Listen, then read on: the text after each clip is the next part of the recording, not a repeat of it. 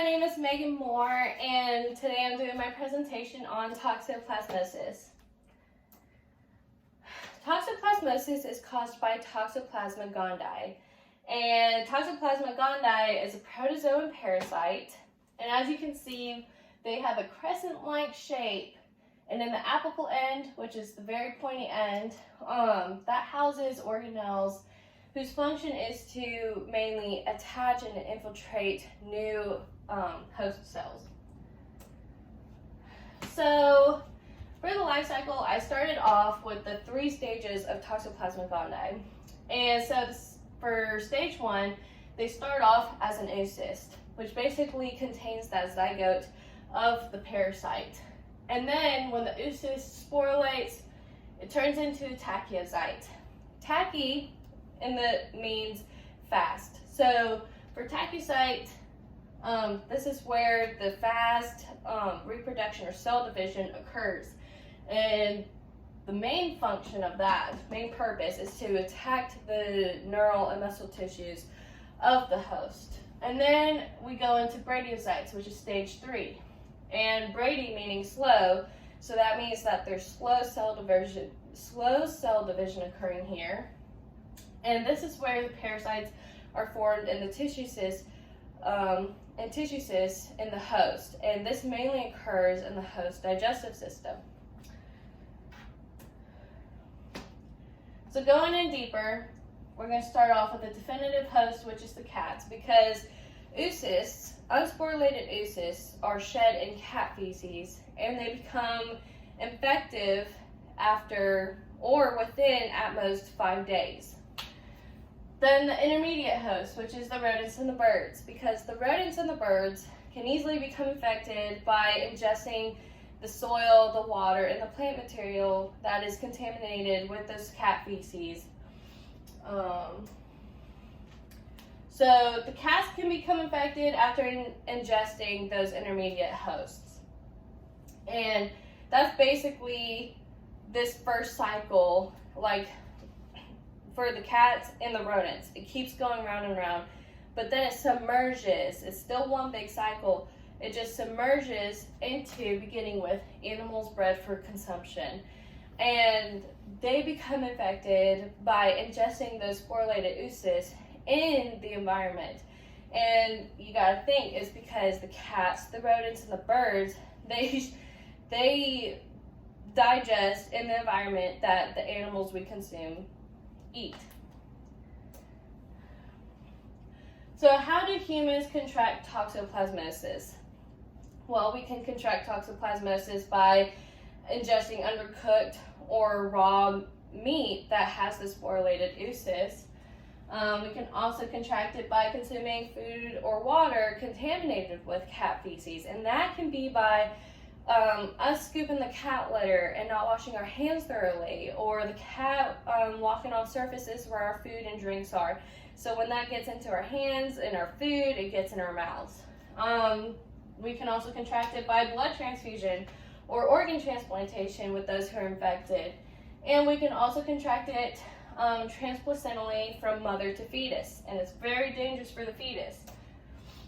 So like I was trying to explain here, here's that main cycle where it goes from the cat to the rodents to the birds back to the cat, but then it submerges, still one big cycle, submerges into the food, the animals we consume, and the food that we eat near the cat litter, and then it goes up to the woman who's pregnant, or the blood transfusion, organ transplantation over here.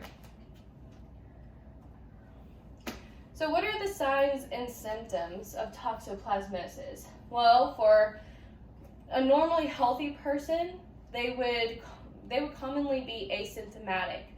But if they were to become really ill with toxoplasmosis, then they would experience like the body aches, swollen lymph nodes, headaches, fever, and fatigue, which is really similar to flu-like symptoms. Then you have the immunocompromised, and they're going to experience a little bit more, such as the headaches, the confusion, poor coordination, seizures, lung problems resembling tuberculosis or pneumonia, and blurred vision. And blurred vision, that's another form of toxoplasmosis, and it's called ocular toxoplasmosis. Signs and symptoms in babies. This is also another form of toxoplasmosis. It's called congenital toxoplasmosis. And when the babies are born, diagnosed with toxoplasmosis, they're going to experience seizures, enlarged liver and spleen, jaundice, and severe eye infections. So the babies are most at risk for contracting toxoplasmosis if the mother contracts toxoplasmosis in her 3rd trimester. And that's because the fetus, the baby, is more developed in the 3rd trimester. And the baby is least at risk of contracting toxoplasmosis in the 1st trimester. So, how doctors would diagnose toxoplasmosis, they're mainly going to use serologic testing because that's the easiest way to diagnose it. So what they're doing is that they're measuring your immunoglobulin G to determine infection, and for pregnant women, they're also going to look into her immunoglobulin M. Another way to diagnose this, which is the hardest way to diagnose it, is direct observation. And they're basically observing the parasite in stained tissue, cerebral spinal fluid, or other biopsy material. For pregnancy, they're going to do a little bit more testing to diagnose toxoplasmosis. They're going to do either amniocentesis or an ultrasound aside from the serologic testing. So amniocentesis, they're basically going to take a small amount of amniotic fluid and they're going to check it for evidence of toxoplasmosis. And there are risks for amniocentesis, which is why pregnant women may not be susceptible to doing that test. And those risks could be like spontaneous miscarriages, or it can affect the development of the baby.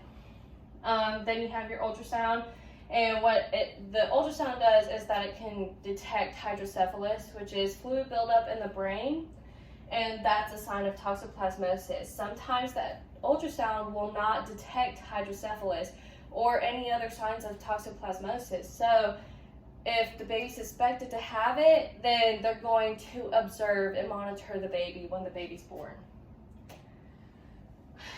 So how do we treat toxoplasmosis? Doctors are mainly going to prescribe pyrimethamine, which is a folic acid antagonist, and they're going to pair it with an antibiotic called sulfadiazine, and they're also going to give you folic acid because of the pyrimethamine. So for most healthy people, especially when they're asymptomatic, they're not really required to take the medication because their bodies can naturally fight off toxoplasmosis. But if they're severely ill, then they will take the treatment. The alternative treatment for immunocompromised would be the pyrimethamine with clindamycin.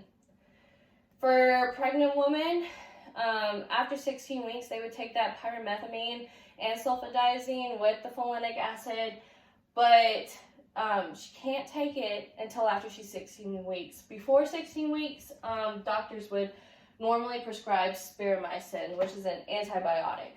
And infants do take that pyrimethamine and sulfadiazine with folic acid, but they require monitoring with the treatment. So how do we treat ocular toxoplasmosis? Well, that's mainly treated by your ophthalmologist, because they're basically determining the treatment based on the size of the lesion, the location, and the characteristic of the lesion.